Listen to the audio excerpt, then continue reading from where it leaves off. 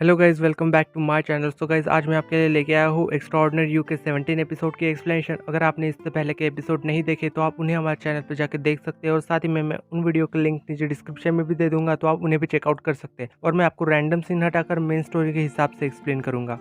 तो अब तक की स्टोरी ये थी कि दानो को पता चल चुका है कि हरू की याददाश्त वापस आ चुकी है और उसे देख के वो काफी चौंक भी जाती है और काफी इमोशनल भी हो जाती है। और फिर हरू उसे गले लगाता है और वो काफी एक स्वीट मूवमेंट होता है। सो नेक्स्ट सीन में हमें फ्लैशबैक दिखाया जाता है जहाँ पे हरू उस ब्लैक होल के अंदर अपना हाथ डालता है और तभी उसे वहाँ पे कट लग जाता है, जो हमने इस सीरीज की शुरुआत में देखा था। और इस वजह से हरू को पिछली बातें सब याद आने लगती है और फिर सीन फिर से प्रेजेंट में शिफ्ट हो जाता है, जहाँ पे हमें दिखाया जाता है कि दानो और हरू दोनों मिलकर बातें कर रहे थे, जहाँ वो कहती है कि हरू के गायब होने की वजह वो खुद को मानती है और वो आगे स्टोरी में कुछ भी चेंजेस करने से मना करती है। और यहाँ पे हरू कहता है कि चाहे कुछ भी हो जाए वो इसकी जिंदगी को बचा के रहेगा, चाहे आगे वो फिर से गायब ही क्यों ना हो जाए। अब यहाँ पे हरू कहता है कि वो उसे घर छोड़ने आएगा, पर यहाँ पे दानो कहती है कि अगले स्टेज सीन तक वो उसके साथ रहना चाहती है, क्योंकि यहाँ पे उसे डर लग रहा था कि हरू फिर से उसे छोड़ के न चला जाए। और यहाँ पे हरू कहता है कि वो कहीं नहीं जा रहा। नेक्स्ट डे हमें दिखाया जाता है कि वहाँ पे दुआ भी था और उसे भी ये जान के काफी खुशी हो रही थी कि हरू को सब कुछ याद आ चुका है और वो तीनों भी मिलकर सेलिब्रेट करते हैं। और यहाँ पे दुआ उससे कहता है कि उसकी मेमोरी इसलिए चली गई थी क्योंकि उसका भी इस कॉमिक बुक में एक मेन कैरेक्टर है, जहाँ पे उसके पास बोलने के लिए खुद की लाइंस भी है, पर इससे पहले उसके पास बोलने के लिए कुछ भी नहीं था। और उसकी मेमोरीज वापस इसलिए आई क्योंकि वो दानो को बहुत याद कर रहा था। और इसका मतलब ये है कि हरू दानो को बहुत पसंद करने लगा है। ये बात सुनकर दोनों ही काफी ऑकवर्ड हो जाते हैं। फिर पेज पलटने की आवाज के साथ दानो अपने शाम के स्टेज सीन में शिफ्ट हो जाती है और वो खुद को एक कैफे के बाहर देखती है जहाँ पे जूडा काम करती थी। जूडा के पूछने पर दानो से कहती है कि उसे क्योंग ने यहाँ पे डेट पे बुलाया है। तभी वहाँ पे जूडा का कोवर्कर बाहर आता है जो उसे बताता है कि किसी ने सारे सैंडविचेस खरीद लिए है और कैफे 1 घंटे के लिए रिजर्व कर लिया है। और तभी वहाँ पे नामजो की एंट्री होती है